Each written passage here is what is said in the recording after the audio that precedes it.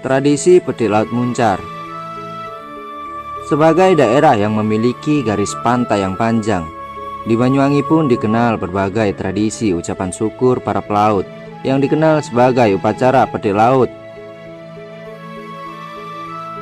Salah satu tradisi petik laut di Banyuwangi yang sudah berlangsung lama adalah Petik Laut Muncar. Muncar adalah sebuah kecamatan di Kabupaten Banyuwangi yang terletak di wilayah selatan. Jaraknya sekitar 35 km dari kota Banyuwangi. Dengan letak wilayah yang berada di pesisir pantai, tak heran mayoritas penduduk asli daerah ini adalah nelayan. Muncar menjadi pelabuhan besar bagi para nelayan dari Madura, Lombok, Bali, Mandar, serta Using, dan nelayan dari Jawa. Bahkan Muncar dikenal sebagai salah satu daerah penghasil ikan terbesar di Indonesia. Berkaitan dengan mata pencaharian penduduknya sebagai nelayan, masyarakat Muncar menyadarkan kehidupan mereka dari hasil tangkapan laut. Karenanya mereka merasa wajib untuk melakukan sedekah laut sebagai bagian mengucap syukur atas berkat laut yang mereka terima. Dari sini lahirlah tradisi Petik Laut Muncar. Konon awal mula ritual ini berkaitan dengan kehadiran warga Madura yang dikenal sebagai pelaut. Hal ini ditandai dominannya ornamen suku Madura dalam ritual petik laut, seperti terlihat dari seragam pakaian Sakera berupa baju hitam dan membawa celurit, simbol warga Madura yang pemberani. Seragam Sakera tersebut disiapkan khusus untuk upacara dan hanya dipakai sekali demi menjaga kesakralan upacara. Setiap kali petik laut digelar, seragamnya selalu baru. Orang yang berperan sebagai Sakera pun dipilih yang berbadan besar. Penampilannya sangar dan angker dengan kumis tebal dan gelang besar.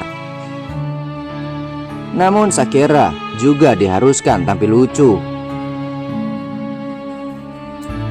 Tak hanya itu, Sakera juga menjadi pengaman jalannya ritual.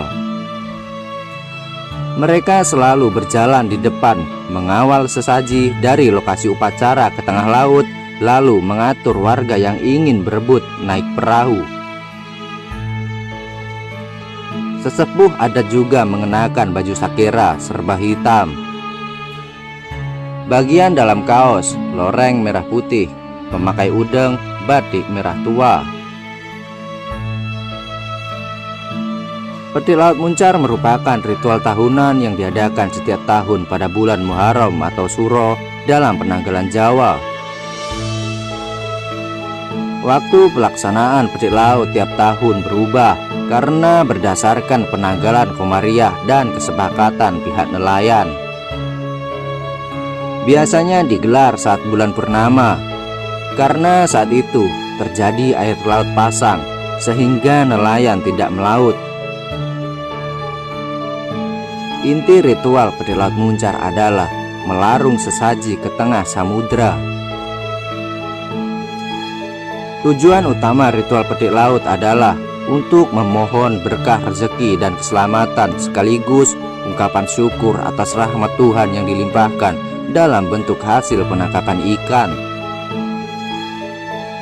Ritual petik laut diawali pembuatan sesaji oleh sang pawang yang merupakan sesepuh nelayan yang merupakan keturunan warga Madura yang sudah ratusan tahun turun-temurun mendiami pelabuhan Muncar. Dengan dibantu masyarakat, mereka menyiapkan segala kelengkapan ritual petik laut. Sesaji utama pada acara petik laut adalah kepala kambing kendit, yaitu kambing dengan warna kepala hitam sedangkan badannya putih. Warna kambing hitam dan putih melambangkan sifat baik dan buruk manusia. Sementara kepala kambing sengaja dipertahankan utuh dengan isi otaknya lengkap. Untuk sesaji juga diperlukan mata, kaki, dan darah kambing Maksudnya agar nelayan dalam bekerja menggunakan kaki, tangan, dan otak untuk berpikir serta mau bertindak berani dibarengi dengan mata hati. Selain kambing, warga juga mempersiapkan aneka sesaji lainnya seperti ayam jantan hidup, pisang raja, kemenyan berisi kapur, sirih, tembakau, serta beragam jajanan pasar seperti jenang warna-warni, bubur merah putih, dan biji-bijian.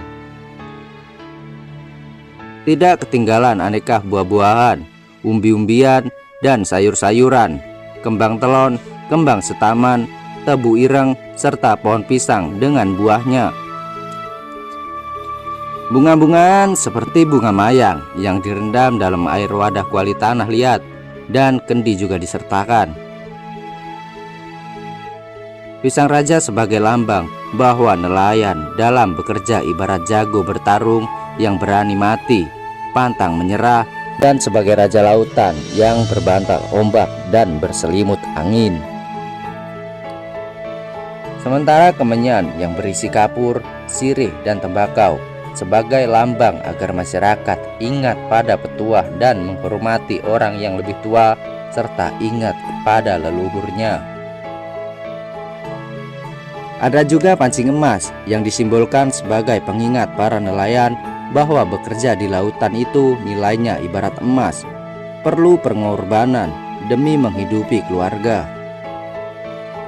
Masih ada lagi damar kambang, yaitu wadah yang terbuat dari tempurung kelapa yang diisi minyak kelapa sebagai bahan bakarnya, sehingga menghasilkan nyala api yang terang dan tenang. Damar kambang mengandung makna lentera dalam kehidupan agar manusia selalu meminta petunjuk dan penerang kepada Yang Maha Esa. Sore hari setelah semuanya siap, sesaji itu diarak dari rumah pawang menuju tempat getek disiapkan. Sang pawang memimpin arak-arakan sembari berjalan dan menyebarkan beras kuning. Getek adalah sebuah perahu kecil sepanjang 5 meter yang disiapkan sebagai perahu sesaji. Getek ini dibuat seindah mungkin dan mirip kapal yang biasa digunakan nelayan melaut. Getek biasanya disiapkan oleh salah satu seorang tokoh masyarakat yang ditunjuk dalam musyawarah bersama. Semua sesaji ditata, diracik di dalam getek dengan beragam persyaratan. Benda-benda khususnya dipilih dan ditambahkan sebagai kelengkapannya. Pada malam harinya, di tempat getek itu diadakan selamatan, pengajian dan doa bersama, serta dilanjutkan dengan seni memaca, yaitu membaca dan melakukan syair dari kitab Anbiya yang berisi kitab Nabi Sulaiman dan Nabi Yusuf secara bergantian sambil terikatan sampai pagi. Pada harinya, sejak pagi ratusan nelayan berkumpul di rumah sang pawang. Mereka menggunakan baju khas Madura sambil membawa senjata celurit. Diawali dengan prosesi Ider Bumi, yakni mengarak getek berisi sesaji keliling kampung sebelum menuju pantai Muncar. Prosesi tersebut dipimpin langsung oleh sang pawang. Di belakangnya mengikuti kelompok musik modern maupun tradisional. Ada marching band, hadrah kuntulan, dan sekelompok gandrung lengkap dengan alat musiknya mengiringi Ider Bumi. Para penari gandrung menari di depan getek sebelum arak-arakan Ider Bumi dilaksanakan. Sepanjang jalan menuju pantai, banyak warga yang mengikuti di belakang. Arak-arakan getek pun berakhir di tempat pelelangan ikan. Setibanya di tempat pelelangan ikan, sesaji disambut 6 penari gandrung. Setelah doa oleh tokoh agama, sesaji diangkut menuju perahu besar untuk dilarung ke tengah laut. Warga berebut untuk bisa naik perahu pengangkut sesaji. Namun dengan sigap petugas membatasi penumpang yang ikut ke tengah. Sebelum diberangkatkan, kepala daerah diwajibkan memasang pancing emas di lidah kepala kambing. Ini simbol permohonan nelayan agar diberi hasil ikan berlimpah. Menjelang tengah hari, iring-iringan perahu bergerak ke laut. Bunyi mesin diesel menderu membelah ombak. Suara gemuruh lewat sound system menggema di setiap perahu. Dari kejauhan, barisan perahu berukuran besar bergerak kencang. Hiasan umbul-umbul berkibar menambah suasana semakin sakral.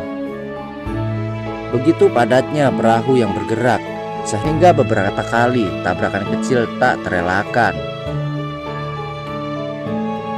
Iring-iringan berakhir di sebuah lokasi berair tenang dekat semenanjung Sembulungan. Kawasan ini sering disebut Pelawangan. Seluruh perahu berhenti sejenak. Dipimpin sesepuh nelayan, sesaji pelan-pelan diturunkan dari perahu. Teriakan syukur menggema begitu sesaji jatuh dan tenggelam di telan ombak. Sesaat setelah sesaji tenggelam, para nelayan berebut menceburkan diri ke laut. Mereka berebut mendapatkan hasil bumi dalam sesaji. Nelayan juga menyiramkan air yang dilewati sesaji ke seluruh badan perahu. Mereka percaya air ini menjadi pembersih malapetaka dan diberkati ketika melaut nanti. Dari Pelawangan, iring-iringan perahu bergerak menuju Sembulungan untuk berziarah ke makam Sayyid Yusuf, orang pertama yang dipercayai membuka daerah tersebut. Prosesi belum usai, pawang gandrung pun mengambil alih acara pamungkas.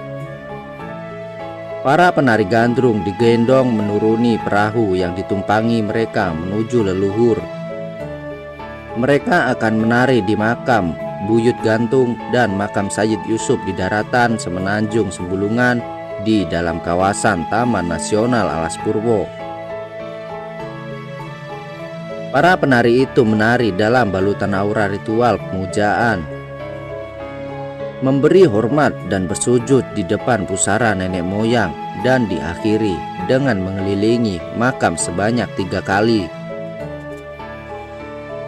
Di pantai berpasir putih ini, nelayan kembali melarung sesaji kedua kalinya. Hanya jumlahnya lebih sedikit. Sebuah sesaji ditempatkan di nampan bambu dilarung pelan-pelan. Konon ini memberikan persembahan bagi penunggu Tanjung Sembulungan. Ritual diakhiri selamatan bersama. Kemudian dilanjutkan menikmati tarian gandrung dengan gending-gending klasik suku Using hingga sore hari. Menurut Aikanu, ada mitos bahwa masyarakat Muncar menyimpan sejarah masa lalu yang unik. Konon, dulu peti laut berfungsi sebagai meruat laut atau rokatase yang dilakukan di semenanjungan Sembulungan berada di belantara hutan Alas Purwo yang sangat angker. Alas Purwo dipercaya sebagai salah satu istana Nyi Roro Kidul yang sangat erat hubungannya dengan Dewi Sri. Itu sebabnya gandrung selalu disajikan dalam ritual peti laut sebagai ikonnya. Hal itu pula yang menyebabkan peti laut Muncar berbeda dengan acara peti laut lainnya di Nusantara. Usai berziarah dan berdoa, mereka akan kembali ke pelabuhan Muncar dan perahu nelayan yang akan mendarat akan disiram dengan air laut sebagai bentuk keberkahan dari Sang Hyang Iwa sebagai Dewi Laut. Berakhirlah ritual peti laut Muncar sebagai ritual laut terbesar dan termegah di Indonesia dilihat dari jumlah nelayan dan perahu yang terlibat. Selain di Muncar, nelayan di Pantai Krajakan, Pancer, dan Bulusan juga menggelar ritual peti laut pada Muharram. Itulah sejarah tradisi pete laut Muncar.